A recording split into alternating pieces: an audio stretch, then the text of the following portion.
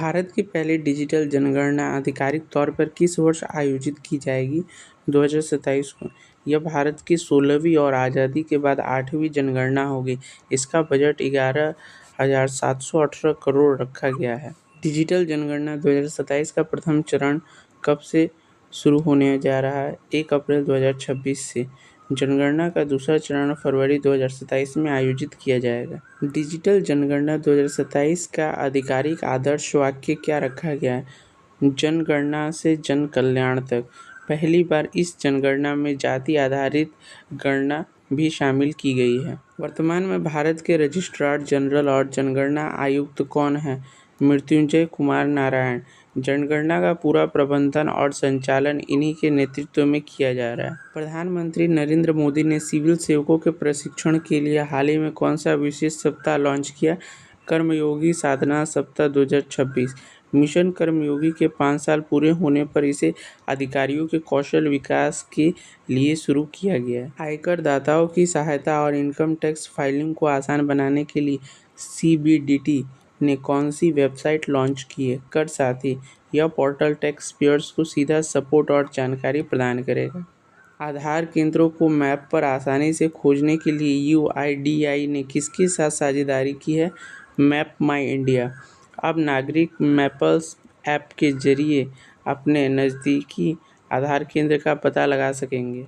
भारतीय reserve bank द्वारा अप्रैल 2026 के लिए घोषित फ्लोटिंग रेट बॉन्ड 2028 की ब्याज दर कितनी रखी गई?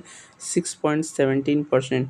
यह दर 4 अप्रैल 2026 से 3 अक्टूबर 2026 तक की अवधि के लिए प्रभावी रहेगी। मार्च 2026 के आंकड़ों के अनुसार भारत में कुल कितने यूपीआई ट्रांजैक्शंस दर्ज किए गए?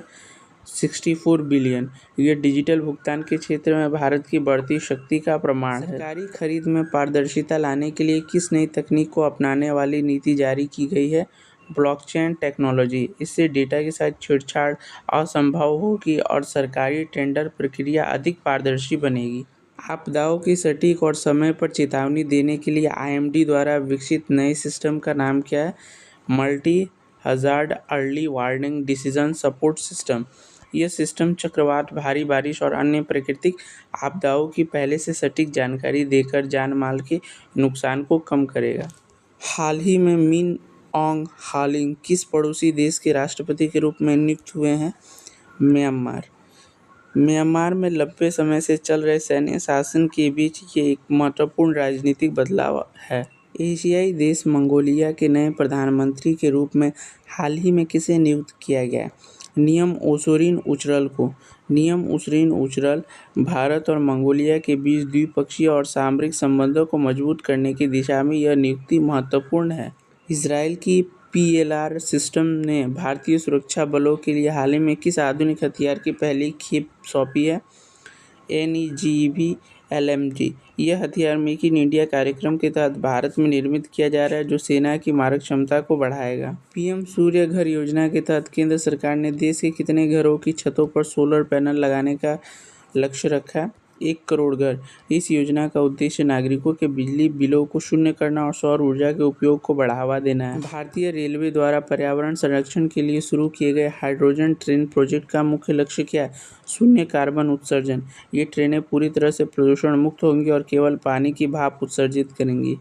हाल ही में डीआरडीओ ने सीमाओं की सुरक्षा के लिए किस नई स्वदेशी तकनीक का सफल परीक्षण किया है?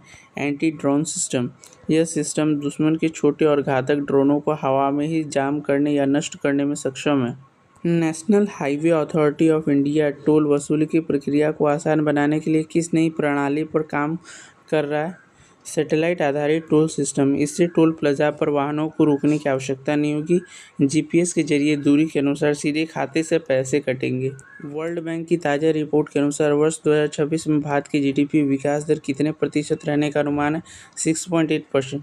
वैश्विक चुनौतियों के बावजूद भारत दुनिया की सबसे तेजी से बढ़ती प्रमुख अर्थव्यवस्थाओं में शामिल है। भारतीय अंतरिक्ष अनुसंधान संगठन इसरो ने हाल ही में किस नए स्वदेशी उपग्रह को लॉन्च करने की आधिकारिक घोषणा की? नया नेविगेशन सैटेलाइट। इससे भारत की अपनी स्वतंत्र नेविगेशन प्रणाली नाविक और अधिक सटीक प्रभावी रह जाएगी। केंद्र सरकार ने कृषि क्षेत्र में बीमा दावों को निपटने के लिए हाल ही में कौन सी आधुनिक प्रणाली शुरू की है? AI आधारित फसल बीमा आकलन प्रणाली। आर्टिफिशियल इंटेलिजेंस की मदद से फसलों के नुकसान का सटीक अनुमान बहुत कम समय में लगाया जा सकेगा। भविष्य की तकनीक क्वांटम कंप्यूटिंग में अनुसंधान को बढ़ावा देने के लिए केंद्र सरकार ने किस संस्थान की स्थापना की घोषणा की है? Quantum computing research centre. यह केंद्र सुपरफास्ट कंप्यूटिंग और डेटा सुरक्षा के क्षेत्र में भारत को आत्मनिर्भर बनाएगा। हाल ही में भारत और किस देश की सेनाओं के बीच एक महत्वपूर्ण सैन्य संयुक्त अभ्यास आयोजित किया गया है? जापान। भारत और जापान की सेनाओं के बीच रक्षा सहयोग और रणनीतिक तालमेल बढ़ाने के लिए यह अभ्यास हुआ। केंद्र सरकार के महत्वपूर्ण डिजिटल इंडिया कार्यक्रम के वर्ष 2026 में कितने वर्ष पूरे हो गए हैं? 10 वर्ष।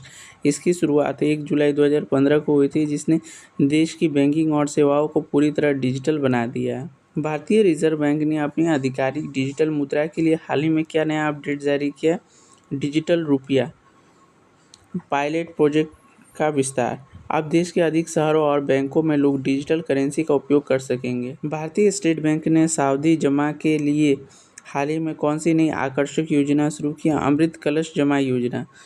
इस योजना में ग्राहकों को एक निश्चित अवधि के लिए उच्च ब्याज दरों की पेशकश की जा रही है। भारत सरकार द्वारा भविष्य के ईंधन के रूप में ग्रीन हाइड्रोजन मिशन के लिए हाल ही में क्या कदम उठाया गया है?